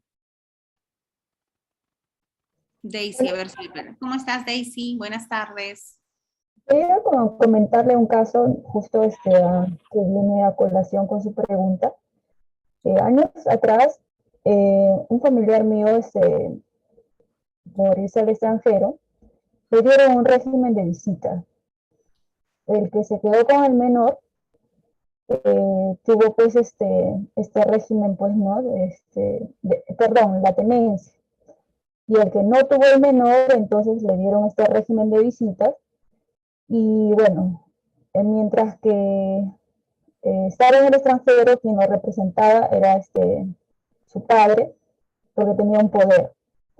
¿Qué pasaba? Que cuando se daba del régimen de visitas para su cumplimiento, la parte que tenían los menores obstaculizaba, argumentando que un montón de cosas. Llega a la otra parte del extranjero y decide pues comunicar al juzgado quien dio la tenencia, y comunica que no se está cumpliendo este régimen de visitas. El juzgado que dio la tenencia ordena mediante el pool de sus asistentes que acompañen a este externamiento para que se dé cumplimiento. En eso advierten que los menores son un poco que también no están cumpliendo los lineamientos, por ejemplo, del padre que no los tuvo. En el externamiento comienzan a hacer caprichos, por ejemplo, lo llevan al museo y los niños lloran de la nada. Esto evidencia la asistenta social, lo llevan a los juegos, los niños no quieren salir, y así se van dando casos. Entonces, estas asistentes van presentando su informe al juzgado diciendo, pues, no, que los niños también son un poquito rebeldes por cosas que también no tiene responsabilidad el padre que no los tuvo. Entonces, la persona que no los tuvo dice, no, yo quiero que se cumpla pues este régimen, ¿no? Entonces el juzgado que dio la tenencia dice, no, bueno, vamos a ordenar que la persona que los tiene sí cumpla. Y así pasa el tiempo, surge un conflicto en esa ida del día indicado y la hora indicada para recoger a los menores. ¿Qué sucede? Que no encuentra a los menores, y en otro día, de forma casual, ve a los menores. Pero ¿qué pasa? Que nota y percibe la persona que es el padre que no los tuvo, entonces percibe que los están escondiendo a los menores, ¿no? Entonces, nuevamente comunica al juzgado y todo eso, pero en eso, pues los menores se dan cuenta que su progenitor que no los crió está siempre pendiente. Y en eso de esas visitas, así que lo estaban escondiendo, surge un problema. Se da un conflicto entre la madrastra y la madre que no los tuvo a los menores. La madre, por haber ido sola, no tuvo testigos. Entonces la otra parte estaba con un montón de personas. La madre que fue víctima en este caso, ¿no?, de agresiones, llama a la comisaría. ¿Y qué pasa? Que viene la policía, interviene, y las personas que la han golpeado a esta madre de familia se esconden. Se esconden y el policía dice, no, yo no puedo obligarlas a salir de donde están escondidas, se van metidas en el baño, en diferentes lugares. Entonces, si usted gusta, me acompaña a la comisaría y pone la denuncia, o si no, nos retiramos. Al llegar a la comisaría, sucede que el padre que crió a los niños, a los menores, ya había puesto la denuncia en la comisaría de mujeres. Y la madre, la que no los tuvo a los menores, está colocando la comisaría en la otra comisaría, en la comisaría normal. Entonces, ahí llega la otra parte que ha sido a la que ha agredido. La agresora, la madrastra agresora llegó.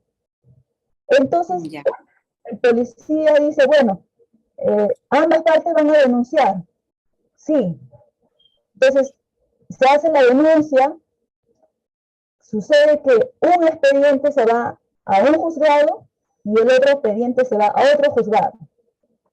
Se abren dos procesos, en donde en uno de los procesos la madre que no los tuvo a los menores está como denunciada y en el otro proceso está como agraviada. Al advertir esto, en un proceso ya se había avanzado, en un proceso penal ya se había avanzado todas estas diligencias, se había puesto en conocimiento al juez penal de toda esta situación, que por qué se daba este conflicto, que surgió propio porque no le dejaban ver a los menores, y la madre viene siendo sentenciada. No se tuvo en ningún momento en cuenta nada de las situaciones que se apresó. Los niños eran víctimas de alienación parental. Eso estaba también sustentado mediante pericias psicológicas que pasaron los menores. Pero la alienación, ¿como parte de qué proceso? ¿El proceso de tenencia? Sí. En el proceso de tenencia se dijo que los menores están alienados contra el padre. Cuando se determinó es por eso que se dio la tenencia, ¿verdad?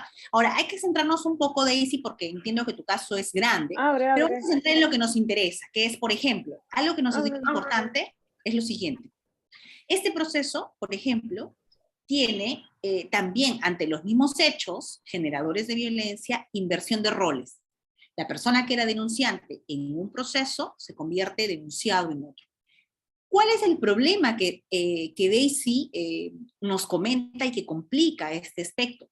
Es que uno se fue a la comisaría simplemente por esa obstrucción de la eficiencia, por decirlo así, de una resolución judicial que ya había determinado la tenencia. Y que normalmente estilamos. Cuando, por ejemplo, no nos dejan ver al menor de edad, pese a que tenemos una resolución que ya está a nuestro favor, respecto al régimen de visitas, por ejemplo, y no nos permiten hacer el uso del traslado o nos ponen alguna limitación, lo que hacemos es ir a la comisaría y a noticiar este incumplimiento. Perfecto. Luego esto lo ponemos en conocimiento de quién, lo ponemos en conocimiento del juzgado donde se lleva el tema de la tenencia. Sin embargo, la otra persona, ¿qué hizo? La otra parte dijo, mejor, más rápido, porque tengo ya vigente un texto único ordenado, me voy a la comisaría de violencia contra la mujer y ahí sí va a ser rapidísimo, porque tengo solo 72 horas para emitir una medida de protección. Entonces dice, en este juzgado me van a dar un tratamiento más rápido. Y claro, si comparamos lo que va a demorarle en el juzgado donde se está viendo la tenencia en comparación de lo que se va a hacer en el juzgado de violencia, claramente va a ser mucho más rápido. Ahora, por eso les digo, los jueces dicen, ¿qué hago cuando ya hay una sentencia de otro proceso? Cuando esa violencia es, el hecho generador de esa violencia es atribuible a un caso que ya ha sido puesto en manos de un juez y que ya el juez ha determinado el régimen de visitas y el tema de la tenencia. ¿Puedo yo como juez de violencia inmiscuirme en ese proceso? Porque si, por ejemplo, para complicarlo un poco más, Daisy, hay jueces que incluso podrían decir sí, hay violencia, y tirarte abajo, no de manera definitiva, pero sí con una medida cautelar, esa decisión de la tenencia. Si la tenencia lo tenía la madre, y te vas ante ese supuesto hecho a la comisaría, esto llega al otro juzgado de violencia, el juzgado de violencia puede decir, medida de cautelar, se está poniendo en riesgo la vida del menor. Así que varío con medida cautelar esa tenencia y remito copias al juzgado específico donde se veía la tenencia, y que luego ahí, en ese juzgado, sabe Dios cuánto tiempo demorará, determinen ya en proceso ordinario, dejen sin efecto mi medida cautelar o la mantengan. Pero miren lo gravísimo que es esto, porque ahora se abre una puerta de que cuando surgen conflictos, pese a tener ya sentencias dadas, ya sentencias con calidad de cosa juzgada, y yo diga que eso está afectando o ha puesto en este momento ante una situación específica en riesgo la integridad del menor, o el menor, el niño o niña adolescente, pues el juez de violencia me puede variar con medida cautelar. Eso sí considero que debe ser evaluado con una, bueno, igual hay el principio de la doble instancia, pero igual ustedes dirán, doctor, hasta que llega a segunda instancia, pues mide todo el tiempo que este niño va a permanecer alejado de la persona que el juez de tenencia me había dicho, que es el juez de familia me había dicho, se queda con este papá, pero el juez de violencia lo cambia. Y entiendo que eso se hace porque tiene que tener una justificación motivada totalmente, una justificación que diga cuál es el motivo que voy a cambiar o voy a variar. Y miren, vamos a compartir aquí rapidito para que ustedes vean cuál es el fundamento en el que concluyen. Mira, solicitud de medidas de protección derivados del incumplimiento de decisiones judiciales. ¿Procede o no procede dictar medidas cautelares? Si ya tenemos una sentencia en otro proceso de familia. Miren, la primera ponencia dice, es un proceso especial de tutela referido a la violencia contra las mujeres y los integrantes del grupo familiar. No es posible, dice. No es posible dictar medidas cautelares sobre tenencia y régimen de visitas cuando ya existe una decisión judicial. ¿Por qué? Porque ya tienen un pronunciamiento definitivo, o también incluso estando en trámite. Puede ser que durante el trámite que se está llevando en este proceso de familia también se generen hechos de violencia. Y le exijan al juez de violencia que haga esa variación. El juez de violencia va a decir, hey, eso ya se está viendo en un juzgado. Ojo, recuerden, las conclusiones del pleno no son vinculantes. Estamos hablando más o menos de la tendencia a nivel jurisdiccional, ¿ok? Pero esta primera ponencia dice, oye, si tú vas a inmiscuirte en lo que ya decidió un juez de familia, tú estás vulnerando el principio de la calidad de la cosa juzgada. Tú estás vulnerando el artículo 179 de la Constitución Política. Tú estás yendo en contra de lo que el Tribunal Constitucional ya señaló en la 3527, el derecho a la cosa juzgada guarda estrecha relación con el principio de seguridad jurídica. Ningún juez puede, de mutuo propio, desconocer esa decisión judicial. Un momentito.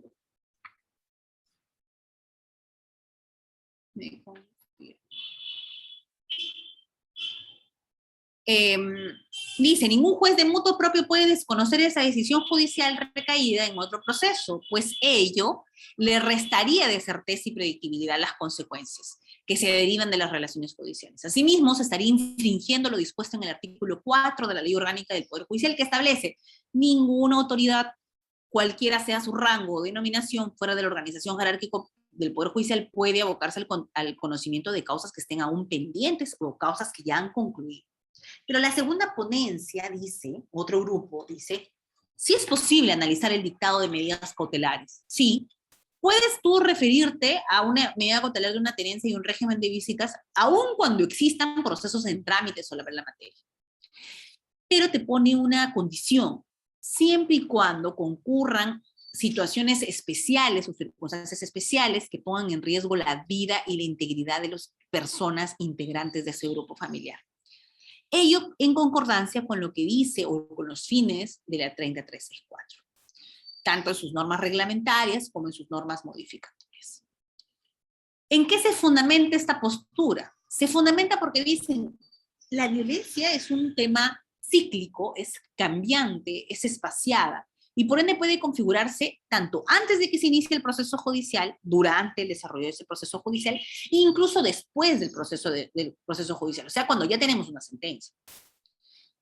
después de este proceso ordinario que abordó la tenencia o el régimen de visitas. Por eso dice, si es que estamos ante un hecho de violencia grave, los jueces de familia, o en este caso los jueces de violencia, están facultados para dictar medidas cautelares sobre dichas materias, incluso en plena ejecución de la sentencia con calidad de cosa juzgada, siempre y cuando se evalúe la urgencia de la situación y la necesidad de brindar una protección inmediata de las víctimas. Posterior a ello, esta medida cautelar ya podrá ser ratificada, modificada o extinguida, ¿por qué? Por el juez ordinario, es decir, por el juez que estuvo viendo el tema de la tenencia. Ahora, vamos a dejar de compartir nuevamente aquí. Ven ustedes que el Poder Judicial asume dos posturas, dos ponencias. ¿Quién crees que gana? Gana la ponencia con un poquito más de votos, la segunda ponencia. La segunda ponencia, ¿qué nos dice? Nos dice que si efectivamente tenemos un proceso en trámite de familia, en el Poder Familia, un proceso sobre tenencia, tenemos incluso ya una sentencia con calidad de cosa juzgada, tenemos inclusive antes de que o sea, antes, durante y después, y si eso llega a través de un hecho de violencia, llega al juez de violencia, el juez de violencia puede dictar una medida cautelar variando, extinguiendo, incluso dice eso claramente, perdón, variando, sustituyendo ese régimen. Y ya luego se ordinarizará y se determinará de manera ya en el juez ordinario si es que correspondía o no. Pero miren, ¿cuál es la condición que nos pone? Nos dice siempre y cuando esté prácticamente en riesgo la integridad, la vida. Y aquí sí nos ganamos una fuerte obligación de motivar si es que en realidad se estaría afectando, cómo demostrar esa afectación. Aquí va a ser prácticamente, para dictar una medida cautelar, ahí nada más no puedo decir solamente el dicho coherente, el dicho de la víctima. Aquí considero que sí, habría una justificación incluso de poder establecer una audiencia para poder dictar una medida cautelar de esa naturaleza, atentando de alguna manera o yendo en contra de lo que ya nos dice una resolución anterior que ya decía quién era el encargado de esa tenencia. Entonces, considero que hay que tomarlo con mucho cuidado esta resolución. Sobre todo ustedes, abogados, pueden invocarlo, claro, estando de uno u otro lado, sobre todo el que quiere que este régimen de visitas cambie y sabe que a nivel judicial va a demorar mucho, entonces por el tema, lo lleva por el lado de violencia, pues va a tener mejores resultados. Claro está. Por el tema del tiempo, por el tema de que es mucho más sencillo variarlo a niveles. Ahora, de que eso va a generar una mala fe terrible, es verdad. Y la responsabilidad tan grande que tiene el juez de motivar esa decisión y que en segunda instancia no se caiga, claro, porque cuando no tienes mayor sustento, eso se viene abajo. Pero igual estamos exponiendo ya, sobre todo cuando recaen menores de edad, a este trauma adicional de cambiar de hogar, de sufrir todo este conflicto adicional que se genera a partir de una nueva o de una denuncia de violencia, pese a una existencia ya de un proceso ordinario de tenencia y régimen de visitas. Pero es la decisión de los jueces y espero que sea pues una decisión totalmente motivada, sobre todo en ese fragmento que dice cuando sí procede, cuando se pone cuando esté en juego prácticamente la vida, la integridad de esa víctima de violencia. Solo bajo ese supuesto. Bien, vamos a ver si hay algunas preguntitas. Miren, ahora vamos a compartir el ámbito de protección.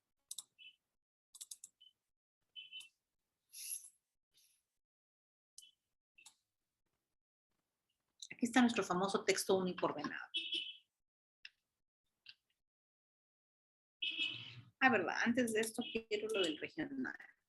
Para que ustedes vean, por ejemplo, en el tema del niño y adolescente, y les pongo un casito al toque, ¿ya?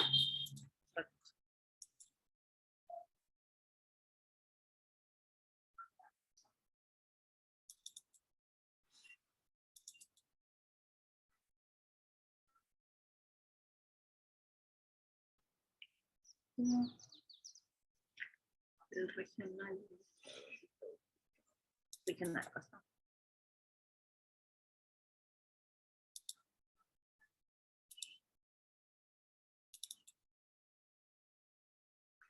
Miren chicos, sobre eso también hay unas preguntas que quedan sueltas a veces. Miren, vamos a leer primero, claro, vamos a leer esa pregunta y vamos a irnos a la ley, ¿ya? Miren, procede dictar medidas de protección a favor de niños. Vamos a ver la ropa.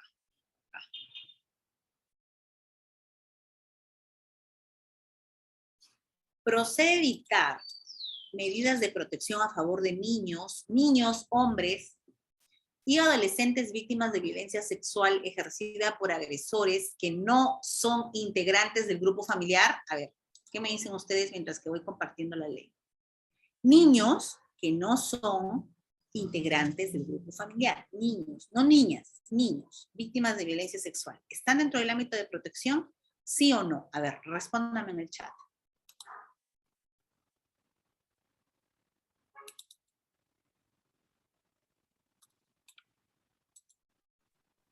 Ahorita vamos al artículo del ámbito de protección.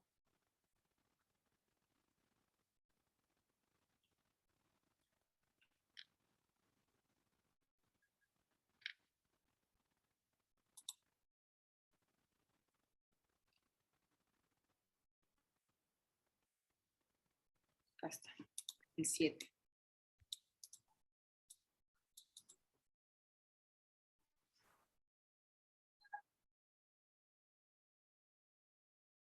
A ver, por favor, alguien que alce su mano. No. A ver, María Alarcón, prende tu audio, por favor. María Alarcón.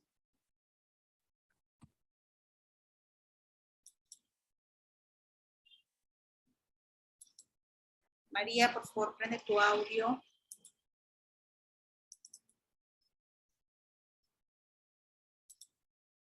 ¿No funciona? A ver, por favor, apóyenle a María para que prenda su audio.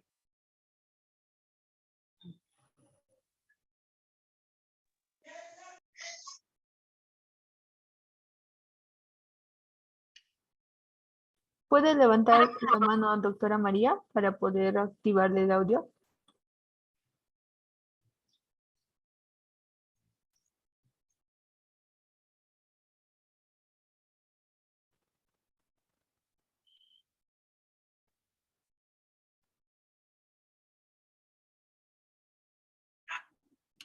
María, por favor. Sí, María, por fin, presiona para rapidísimo. Ya está, María alzó la mano.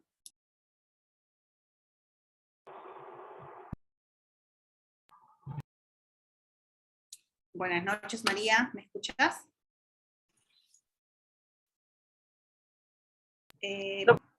Bien. María, por favor, léeme el artículo 7. Ahí está en pantalla el artículo 7, sujetos de protección. Por favor. Sujetos de protección de la ley. Son sujetos de protección de la ley A. Las mujeres durante todo su ciclo de vida, niña, adolescente, joven, adulta y adulta mayor. B. Los miembros del grupo familiar, entiéndase como tales, a los cónyuges, excónyuges, convivientes, exconvivientes, padrastros, madrastras o quienes tengan hijos, hijas o hijos en común. Las y los ascendientes o descendientes por consanguinidad, adopción o por afinidad, parientes colaterales hasta el 4º grado de consanguinidad o adopción y 2º grado de afinidad y quienes habiten en el mismo hogar siempre que no medien relaciones contractuales o laborales al momento de producirse la violencia. Gracias, María. Y la pregunta era, que se habían realizado en el Pleno, era la siguiente. Decía, ¿puede ser víctima de violencia? No, un niño, víctima de violencia sexual. Niño, hombre. Víctima de violencia sexual que ha sido producida por una persona que no es integrante del grupo familiar. ¿Está dentro de los sujetos de protección de la ley o no? ¿Tú qué dices, mi querida María? No está dentro de la ley, doctora, toda vez de que tal como indica ese artículo 7 dice mujeres, niña, adolescente, joven. En ningún momento menciona del género masculino. ¿Ya? Y en el otro supuesto, en que tampoco tiene, usted dijo que no tenía ningún tipo de afinidad, no era familiar el niño hombre. perfecto. Bien, María, eso es lo que nos dice la ley. Pero ¿tú qué opinas, María, de la ley? ¿Estará correcto dejarlo o excluirlo de ese ámbito de protección a ese niño? Por ejemplo, te planteo el caso, un niño de 8 años, víctima de violencia sexual por parte de su vecino, en el que fue víctima de violencia sexual, hubo un certificado médico incluso de una violación contra natura antigua, y solicitó medidas de protección. Dentro de las medidas de protección lo que se pedía sobre todo era ese alejamiento inmediato. Ojo, aquí no estamos en el ámbito penal. Obviamente en el ámbito penal se van a dictar, entiendo, el internamiento inmediato de este adolescente. Pero ¿qué pasaba? El tema era mucho más complejo. Porque en la narración de los hechos, este adolescente, porque encima la violación había sido cometida, supuestamente según lo que indicaba este niño de 8 años, que le contó a su tía, le había dicho de que el adolescente que lo había violado en más de una oportunidad, en este espacio que estaba cerca, es una quinta. Ustedes saben que el tema de vivienda en el Perú no es que cada uno tenga sus casas independiente con todos los servicios y todo, porque esa no es la realidad del Perú. Hay incluso hay muchas personas que viven en situaciones sobreexpuestas, ¿no? Etcétera. Entonces, este vecino, en un espacio que tenían en común, él era como un espacio de estudio, por decir, donde no había mucho ruido. Y este vecino llevaba su celular con material pornográfico, le enseñaba, aparte que a veces le decía, hay que repetir lo que hacen en este video que te estoy mostrando. Pero en un momento el niño dice, incluso una vez me hizo ver eso delante de su hermanito. O sea, no del hermano del niño de 8 años, sino del hermano del agresor, del supuesto agresor de 14 años, o de 16 años. Bueno. Entonces, miren, bajo lo que nos dice María, según lo que dice el artículo 7, este niño de 8 años no va a ser sujeto de protección de esta ley de violencia. ¿Y por qué es importante? Porque se dirán, doctora, pero en el ámbito penal. Claro, pero es que en el ámbito penal no se emiten medidas de protección. ¿Y qué medida de protección aquí me servirá? Que sea inmediata. Doctores, tenemos incluso, según el testimonio, tenemos a un hermano, no como les digo de la víctima, tenemos al hermano del agresor, que puede ser incluso visible. Este es una persona que está siendo, un niño que está siendo afectado también, porque si es en delante de él, y es un condominio, no es un condominio, perdón, es un barrio donde todos comparten un espacio donde hay más niños. Si yo no dicto una medida de protección de manera inmediata y eficiente, como por ejemplo, que existe una vigilancia en ese espacio, de que se le noticie, de que exista un mayor control respecto a este niño, ese espacio, o que incluso se identifique a este hermano para poder también pasar pericias psicológicas, que se ordene la verificación de oficio, incluso hasta de peritajes físicos, para poder ver si es que hay más afectados de esa violencia, porque este violentador, que adolescente igual, pero que tenía este material pornográfico en los videos, y que era un espacio en el que concurrían más niños, había un riesgo inminente de no dictarse esa medida de protección, podía seguir cometiéndose dichos hechos. Ojo, porque en el ámbito penal podía demorar, en el ámbito penal todavía podría demorar. No necesariamente el internamiento, ni más. En el tema de adolescentes, el tema de internamiento es como que la última opción. Claro, en los casos de violación, no habría mucho más que analizar ahí, pero no sabíamos cuál era el contexto penal, porque todavía era reciente, porque era un tema que se había dictado en ese momento. Entonces, con las 24 horas de la medida de protección, yo podía detener ese tema. Entonces, yo por eso le pregunto a María. Considero, no sé si ella considerará de igual manera, que no deberían darse esos supuestos de exclusión. Que si bien este texto único de NAO más bien contiene, miren ustedes los enfoques que se presentan. Acá nos habla, por ejemplo, nos dice los principios y los nuevos enfoques que contiene: enfoque de género, integralidad, enfoque de interculturalidad, enfoque de derechos humanos, enfoque de interseccionalidad, enfoque generacional. si nos habla de varios principios convencionales para poder atacar y erradicar esta violencia que recae en mujeres, en niños y también en grupos vulnerables. ¿Por qué hacer ese sesgo de que sea niña o niño? ¿Por qué a la mujer sí la protegemos durante todo su ciclo de vida? Por ejemplo, también se ha dado muchos casos de que ancianos o adultos mayores, hombres, son agredidos por sus, por ejemplo, no puedo decir el vínculo acá, porque en el caso de hijo contra el adulto mayor, ahí sí está dentro del supuesto B, porque tiene vínculo de afinidad. Pero ¿qué pasa en el Perú, donde en una casa puede vivir hasta el concuñado, porque no hay lugares específicos para que cada uno de familias tan ambulosas tengan cada uno su espacio para vivir? Y que puede estar el concuñado, el primo hermano, el primo lejano, que vive dentro de esa casa también, y que puede estar ejerciendo violencia respecto, por ejemplo, de el abuelo adulto mayor. Él tampoco estaría amparado, porque no está dentro del supuesto B, que nos dice hasta qué grado puede ser, o se le puede dar esta protección dentro del artículo 7. Entonces, ¿qué es lo que pasa acá? Yo creo que aquí lo que pasa es que los jueces, si bien es cierto, tenemos las herramientas normativas, como en este caso esta ley, siempre su análisis va a superar análisis literales. Tenemos que aplicar enfoques mucho más amplios, porque si no vamos a empezar con una propia ley a empezar a excluir y a generar nuevos grupos de vulnerabilidad, nuevos grupos de discriminación. ¿Bien?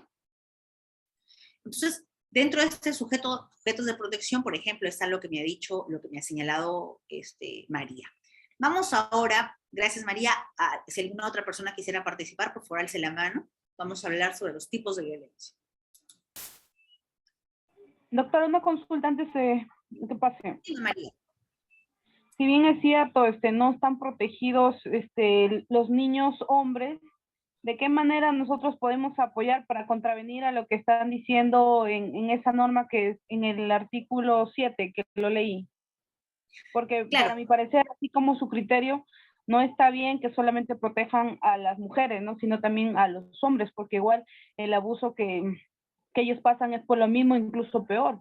Y el tratamiento psicológico, todo lo que tiene que pasar. María, lo que pasa es que entiendo, si todo va a ir por el tema de violencia, pues imagínate, prácticamente no daríamos esta prioridad. Lo que establece este texto único ordenado es que quiere establecer grupos vulnerables, mucho más vulnerables dentro de los grupos vulnerables, y darle un tratamiento prioritario y urgente. Ahora, yo sí considero que en el tema de niños, a partir del principio de protección integral del niño, niña y adolescente, aquí no hay distinción si es niña o niño. Sí puedo hacer una distinción tal vez entre respecto a una ley de violencia, respecto a mujer y hombre, no porque, bueno, yo no quiero sobrevictimizar a las mujeres, pero hay una discriminación histórica de por medio, ¿no? Hay una discriminación histórica, por ejemplo, en el tema de relaciones sentimentales, hay relaciones asimétricas de poder, en el que, por ejemplo, la violencia doméstica es muy difícil de probar por las mujeres, es bien difícil probarla, más allá de los WhatsApps y de eso, es difícil aquella violencia que no se expone de esa naturaleza, sobre todo aquella violencia doméstica en el interior del país es de muy difícil probarse.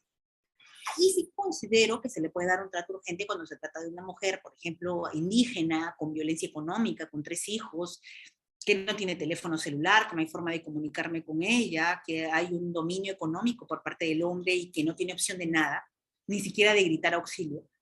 Aquí sí, claramente está. Pero creo que en el caso de niño, niña y adolescente, o bueno, en todo caso niño y niña, aquí no había por qué hacer distinción. Aquí era niño y niña, ¿no? Niñez como parte de la protección especial. Ahora, ojo, no significa que este niño que ha sido víctima de violencia sexual no va a ser protegido por la unidad de protección de niños, niño y adolescente, claro, ¿no? Incluso, por ejemplo, si los padres tienen un total descuido de ellos, se anoticia a la fiscalía, se anoticia de forma inmediata, porque es un proceso en paralelo, y se anoticia y se toman las medidas urgentes, como por ejemplo, recluirlo en un espacio, en un hogar de protección, en un hogar temporal, todo eso se va a dar. El tema era la medida de protección que se emite dentro de las 72 horas, o dentro de las 24 horas. Ese era el tema de delimitar. Entonces yo considero que debería darse igual. Y Lo que se tiene que hacer es simplemente que el juez, o si tú trabajas en un centro de emergencia mujer, lo solicites igual, pese a que el artículo 7 te daría a entender que no, pero que tú lo solicites y que ya el juez decidirá. Dentro de esas estrechas 24 horas, decidirá si corresponde o no emitirlo. Yo creo que los jueces son sensatos y por más que en este pleno decidieron que no, no fue una mayoría absoluta. La mayoría de este pleno, incluso lo voy a mostrar para que ustedes vean cómo estaban tan partidos, solamente mediaban 2 votos. Miren.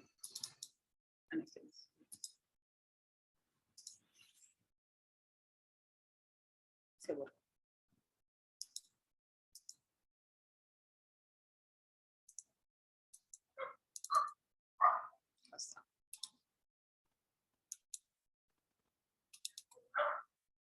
Miren.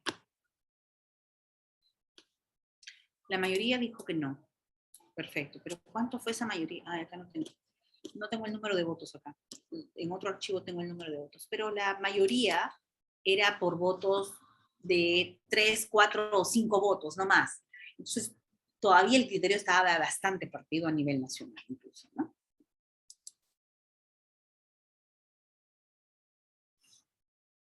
Claro, mira, nos pregunta Jessica algo muy interesante. Doctora, ¿qué pasa cuando la agresión es entre los padres de los convivientes? Miren qué importante. Miren, en el caso peruano tendría que haberse reconocido primero si la agresión, Jessica, recae sobre la abuela, por ejemplo, la mamá del conviviente, ¿ya? Yo tengo mi conviviente, tengo mi mamá, vivimos en el mismo hogar, tal vez vivimos fuera, pero la violencia está recayendo en mi mamá. Es decir, a mi mamá le dicen, señor, usted es una alcahueta, usted hace esto, usted que el otro, violencia psicológica, física, a mi mamá.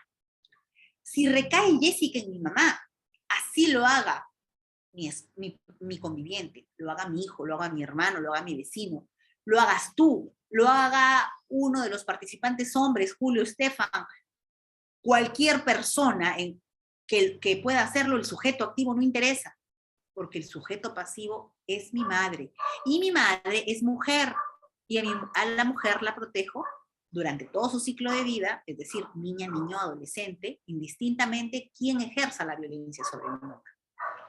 ¿Qué pasa si la violencia recae sobre mi padre? En el caso de mi padre, ahí cambiamos, porque es hombre. Y si es hombre, me tengo que ir al inciso B. Y el inciso B, ¿qué me dice? Integrante del grupo familiar, pero me establece línea colateral incluso, me dice, mira, en línea, ¿qué me dice el artículo 7? Los miembros del grupo familiar, entiéndase como tales, los cónyuges, convivientes, entre ellos, perfecto, exconvivientes, entre ellos, perfecto, padrastros también, madrastras o quienes tienen hijos en común. Mi papá tiene hijos en común con el agresor que es familiar de tu exconviviente o de tu conviviente, no, ¿verdad? ¿Tiene alguna relación de ascendencia con ellos? Tampoco, la relación la tiene conmigo, no con ellos. ¿Tiene por afinidad alguna afinidad, pero se entiende a los lazos de consanguinidad, a la relación? Parientes colaterales, dice, pero solo hasta el 4º grado de consanguinidad o 2º grado de afinidad. Y quienes habiten en el mismo hogar siempre que no medien relaciones contra otros. Entonces, miren lo que pasa, Jessica, y aquí es el problema, lo que tú me dices, y es un problema que siempre se pone de manifiesto, que es justamente que cuando se trata de hombre, y en este caso no es cualquier hombre, sino es un adulto mayor, es un anciano, por decirlo, tu papá, o mi papá es un adulto mayor, pero no está protegido de la misma manera, por más que esté en un grupo vulnerable que es adulto mayor. E incluso tenemos una ley de protección del adulto mayor, pero eso se tendrá que visibilizar en otro proceso, no en este proceso rápido. ¿Ya? Tipos de violencia. Tenemos la violencia física, tenemos la violencia psicológica, y tenemos la violencia sexual, la violencia económico-patrimonial, y una violencia muy importante que casi no se habla es la violencia estructural. Es la violencia cometida por algún integrante del Estado. Ya no nos va a dar tiempo de desarrollar esos tipos de violencia, pero lo que sí, que son las más usadas, En el tema de todos estos tipos de violencia, doctores, no vamos a esperar tener certificados médicos ni fichas de valoración. En algunos casos, en los temas de las violencias, lo único que necesitamos es el relato detallado, cierto, algunos indicios razonables que nos permitan concluir que sí ha existido una violencia. Es decir, no es la prueba idónea o la única prueba, la prueba del certificado médico para el ámbito de protección. Pero para el ámbito de penal, ahí sí. Y en el tema de la evaluación psicológica, igual, aquí no necesito tener un resultado que diga que hay una afectación psicológica, que la señora está afectada o el señor está afectado psicológicamente, sino lo que yo necesito aquí es también tener indicios razonables de que el dicho respecto a esa violencia, como son insultos, humillaciones, etcétera, hayan recaído en la víctima de violencia. La violencia sexual también, en el mismo sentido. La violencia económica sobre todo es por ese relato en el que dicen yo no trabajo, yo dependo económicamente de mi pareja, tengo 3 hijos, 1 por venir, y él mucho me golpea, no, necesito un alejamiento del hogar de parte de él, pero ¿con qué voy a vivir, señorita? ¿No? Respecto a eso, la violencia económica. Y sobre la violencia económica, sobre todo, puedes dictar tu medida cautelar, en este caso, de fijar un régimen de alimentos, por ejemplo, como un anticipado de alimentos, por un monto más o menos proporcional a las necesidades de las capacidades, igual como si fuera un proceso de alimentos, pero ya tú tendrías una medida cautelar respecto por ejemplo, al otorgamiento de 400 soles, 500 soles, dependiendo. Pero ya te apoya esto de algo más rápido, de que a nivel del juez de familia, el juez de violencia, ya puede dictar, pese a no ser de juez de paz letrado, pero ya puede dictar en su medida cautelar el tema de fijar una pensión de alimentos. Bien, doctores, siendo las 7, vamos a dar por finalizado el curso. Entiendo que todavía, doctora, ¿qué pasa si el esposo notificado por violencia psicológica hacia su esposa se retira del hogar? Bueno, Ivana, si se quiere retirar por decisión propia, eso no hay ningún problema. La violencia psicológica no lo hace agresor a él, por si acaso. Ni la violencia física, ni la violencia, no lo convierte en el ámbito de protección, solamente se está emitiendo una medida de protección para proteger a esa víctima, pero no se le está indicando como agresor. Eso ya se deberá en el proceso penal. Doctora, ¿y en el caso de violencia económica también encontraría cabida dentro de un proceso penal? ¿Cómo así? No te entiendo, Jessica. ¿Que en el proceso penal te dicten una violencia económica? ¿O que si la violencia económica es también un proceso penal? Doctora, ¿me escucha, doctora? ¿Quién habla, Jessica? Sí, doctora. Hola, Jessica, buenas noches. Buenas noches, doctora. Disculpe, le decía en el sentido, porque el artículo 122b habla de alguna afectación, causar alguna lesión corporal o causar algún tipo de afectación psicológica, cognitivo-conductual. Habla en todo caso nomás de la violencia física y de la violencia psicológica.